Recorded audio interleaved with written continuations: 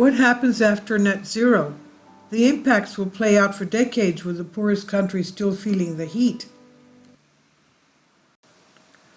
Humanity's emissions of greenhouse gases have caused rapid global warming at a rate unprecedented in at least the past 2,000 years, scientists say.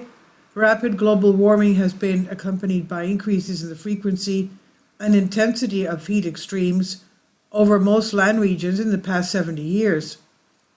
While human activities cause emissions of a number of greenhouse gases, carbon dioxide, CO2, stands out as the leading culprit, and this is because of its relatively long atmospheric lifetime and because human activities cause much higher emissions of CO2 than other greenhouse gases. To avoid reaching unsafe global temperatures, climate scientists have concluded we cannot prevent continued global warming without reaching a state of net zero CO2 emissions. But how might climate extremes change after net zero CO2? There's limited research on this. Our new study, published in Environmental Research Letters, uses a collection of models to address this gap. We found temperatures would respond very differently in various parts of the world, and heat extremes might continue to disproportionately affect vulnerable populations. The greenhouse effect and net zero emissions. The world's land and oceans have taken up most of the carbon humanity has emitted over the past 6 decades. However, land and oceans are incapable of absorbing 100% of CO2 emissions. The remaining CO2 emissions over the past 60 years have been absorbed by the atmosphere, leading to an enhanced greenhouse effect. And this has caused the especially rapid warming we've observed in the recent past. To stop the continued enhancement of the greenhouse effect, we need to reach net zero CO2 emissions. Achieving net zero means reaching an overall balance between the CO2 emissions humans produce and the CO2 humans remove from the atmosphere. The urgency of reaching net zero CO2 emissions has sparked the use of state-of-the-art climate modeling techniques to answer the question, how does our climate change after net zero? What lies beyond the net zero CO2? To try to answer this question, we use climate simulation models with increasing carbon dioxide in the atmosphere. Then CO2 emissions are turned off and simulations continue for another 100 years. This simple experimental setup allows us to compare the climate before net zero to climate patterns we might see after a transition to net zero.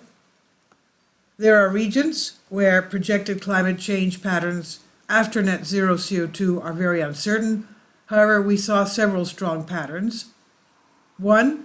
Land cools after net zero CO2 is achieved, while the oceans take a bit more time to respond, with some areas cooling and others warming.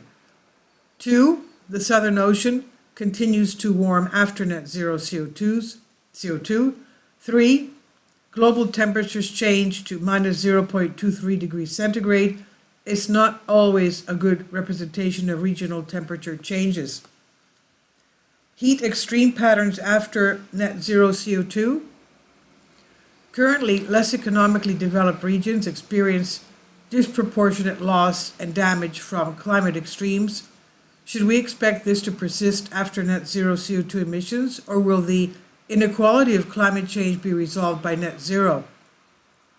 We explored this issue by investigating if there are any changes in how often local heat extremes occur 100 years after net zero compared to how often they occur before net zero. We then compared our results to maps of the Human Development Index, a measure of socioeconomic development where regions with a high rank have higher incomes, more access to education, and longer life expectancy. Other similar development indicators include the Multidimensional Poverty Index.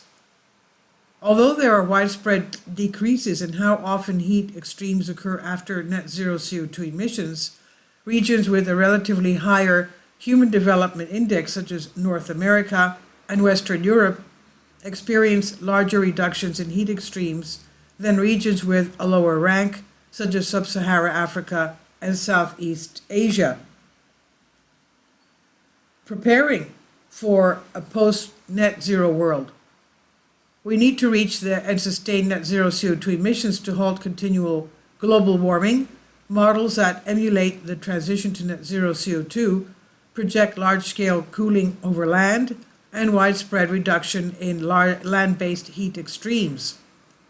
However, post-net zero reductions in heat extremes favor regions with a higher human development index over regions with a lower index.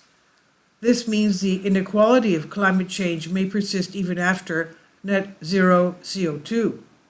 Our study represents a step towards understanding climate extremes after net zero CO2 emissions are achieved. For now, it's imperative that humanity works without delay to achieve net zero emissions to avoid the most severe climate change impacts affecting future generations. And this is on the conversation by Liam Cassidy, PhD candidate, University of Melbourne, Andrew King, Senior Lecturer, Climate Science, University of Melbourne, Josephine Brown, Senior Lecturer, University of Melbourne, and Teo Zen, Principal Research Scientist, CSIRO. Please leave your comments, and thank you for your support. Support my Patreon account. The daily posts are 5 videos daily, and they are totally different from what I have on my YouTube channel. Thank you so much for your support and that you find all my content so interesting. You'll find the Patreon account details in the description box below.